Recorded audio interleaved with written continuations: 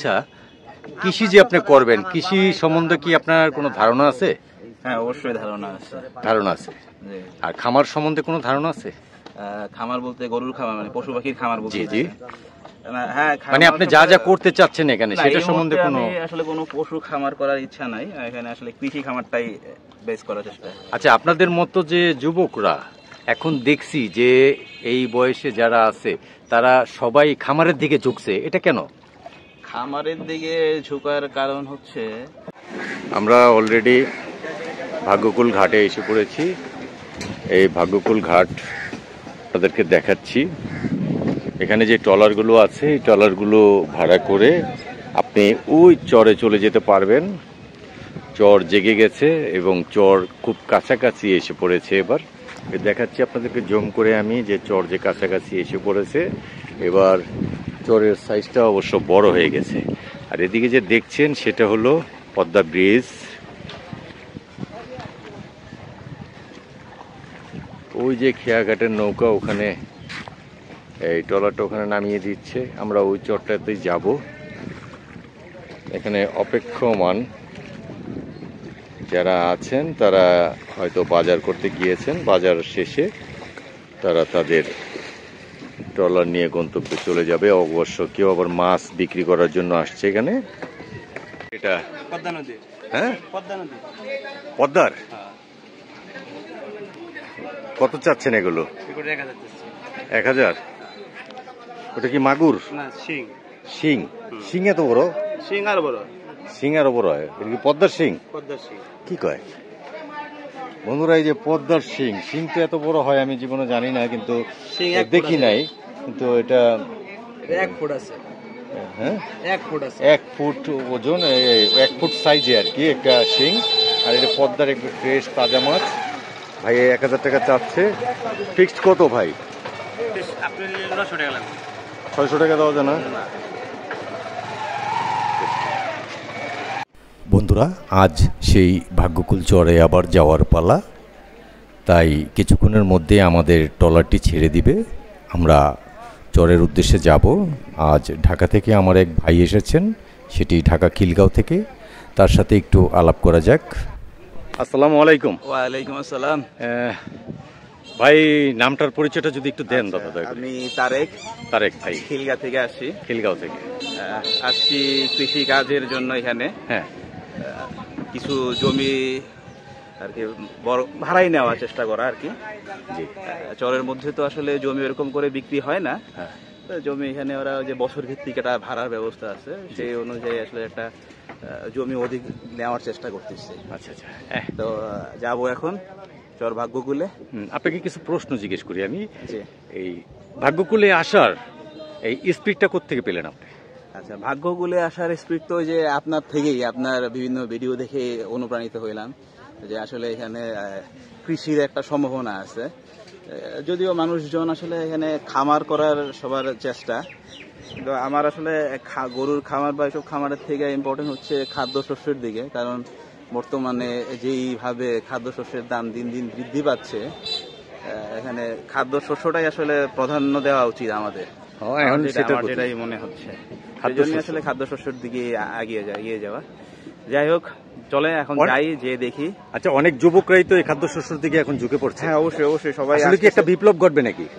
আশা করি যদি সবাই আসে, সবাই যদি একদম অর্গানিক ভাবে, অথবা অর্গানিক আসলে আমি বলবো না এই মুহূর্তে, কারণ হচ্ছে যে আগে তারা করার প্রসেসটা ঠিক মতন জানুক, দেন তারা অর্গানিক বা কেমিক্যাল যেটাই ইউজ করুক না কেন, আগে তারা করাটা শিখুক।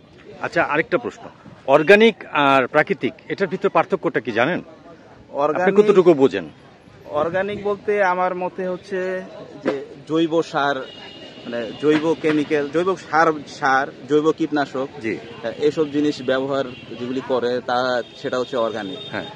আর প্রাকৃতিক যেটা হচ্ছে যে আসলে প্রাকৃতিক ভাবেই যেটা হয়, যেটার জন্য আলাদা কোনো সারের, মানে জৈব সার বা জৈব কীটনাশকের জন্য কোনো রকম ব্যয় না করেই একদম প্রাকৃতিক ভাবে যেটা হয় সেটাই আসলে প্রাকৃতিক, যেটার মধ্যে আসলে আমার কোনো এফোর্টই থাকবে না।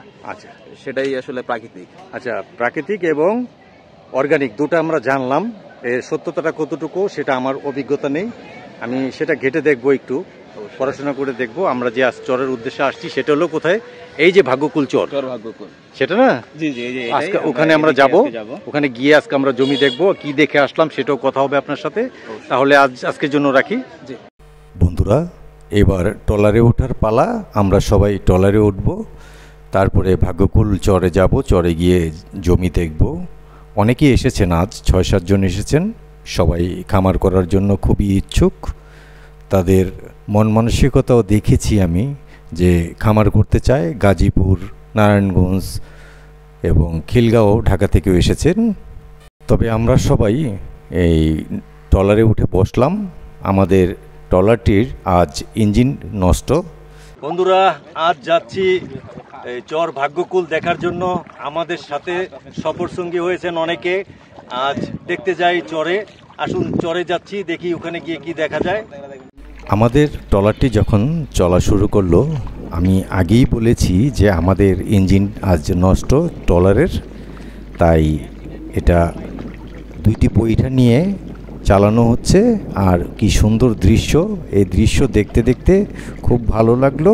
আর সবাই আলাপচারিতায় ব্যস্ত, কারণ কে কতটুকু জমি নেবে এবং দেখতে কেমন লাগে, কেমন সুন্দর, সেটা দেখার জন্য। ওই পাশে যে দেখছেন সেটা হলো ভাগ্যকুল। আর আমি আরেক পাশ যে দেখাবো সেটা হলো চর। এই চর থেকে 5 থেকে 7 মিনিট সময় লাগে এই নদীপথটা পাড়ি দেওয়ার জন্য। এই নদীপথটা পাড়ি দিয়ে আপনি ওখানে যেতে পারবেন অনায়াসে। তাই আপনারা আসলে ওখানে যে দেখতে পারেন চরের অবস্থা। আমি আগেই বলেছি যে ইঞ্জিনটা নষ্ট বিধায় এই যে বইটা দিয়ে চালানো হচ্ছে, কিন্তু দেখতে খুব সুন্দর লাগছে। আপনারা আসলেও দেখতে পারবেন। এই এখন নামার পালা। আমরা ট্রলার থেকে নামছি, নেমে চরের দিকে হেঁটে যাব। এখন আমরা অলরেডি চরে এসে পড়েছি। এখানে একটু বৃষ্টি হয়েছে কয়েকদিন আগে, আপনারা জানেন, অনেক বৃষ্টি, তাই একটু পানি আছে। এই যে দেখেন, ধান অনেক সুন্দর হয়েছে, এবার সবুজে ভরা একবারে সুন্দর ধান হয়েছে। এই ধান দেখার জন্য এসেছি। আমাদের আরেক ভাই ঢাকার বাসাবো থেকে, উনি গিয়ে ওখানে ধান রোপণ করেছেন। ধান এবার ভালো হয়েছে। এই ধান দেখে মনটা জুড়িয়ে গেল, এবং অন্য অন্য যারা আমাদের সাথে আসছেন তারা কিন্তু অনেক উৎসাহিত হলেন যে এই ঘরের চালের ভাত খাওয়া যাবে এবং ভালো ধান হয়েছে। উনি 1 বিঘা জায়গায় এই ধান প্রথমে ট্রায়াল দিয়েছিলেন, তারপরে 20 বিঘা জায়গায় ধান রোপণ করেছেন। যে ধান এখানে কেমন হয় প্রথমে দেখেছিলেন, তারপরে এবার 20 বিঘা জায়গা নিয়ে ধান বুনেছেন। তাই আমরা দেখতে থাকি, আপনারাও আমাদের সঙ্গে থাকুন। আমরা চরের দিকে যাচ্ছি।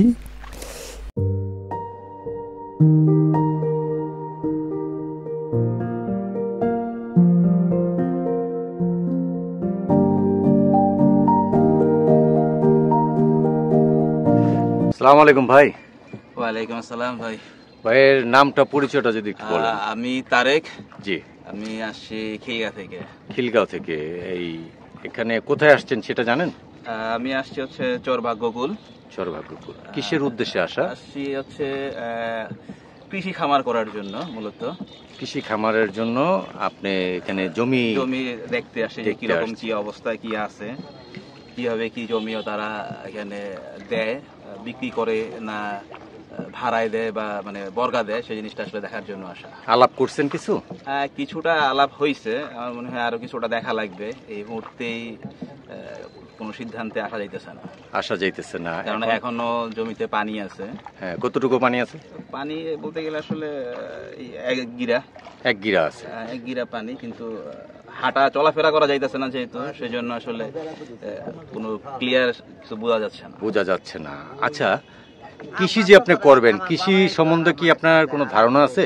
হ্যাঁ, অবশ্যই ধারণা আছে। আর খামার সম্বন্ধে কোনো ধারণা আছে? খামার বলতে গরুর খামার, মানে পশু পাখির খামার বলতে। জি।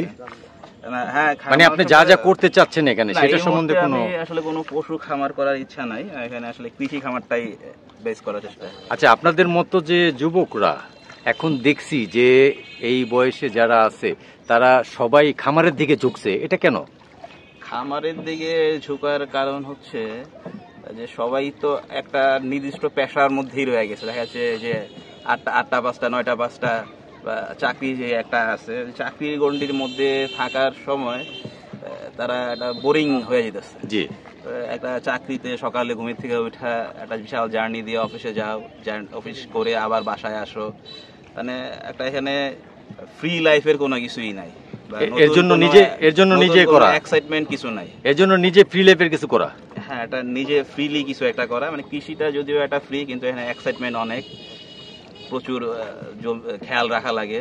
একটা জিনিস ছোট থেকে যখন বড় করবেন সেটার সবটা দিক আপনি দেখে রাখা লাগবে, ঠিক এরকমটাই। আজকে যে আসলেন কেমন লাগলো? হ্যাঁ, অবশ্যই আমি আশাবাদী। হ্যাঁ, আবার আসবেন? হ্যাঁ, অবশ্যই আবার আসবো, আবারও দেখবো। এখানে ইচ্ছা আছে তো? অবশ্যই ইচ্ছা আছে।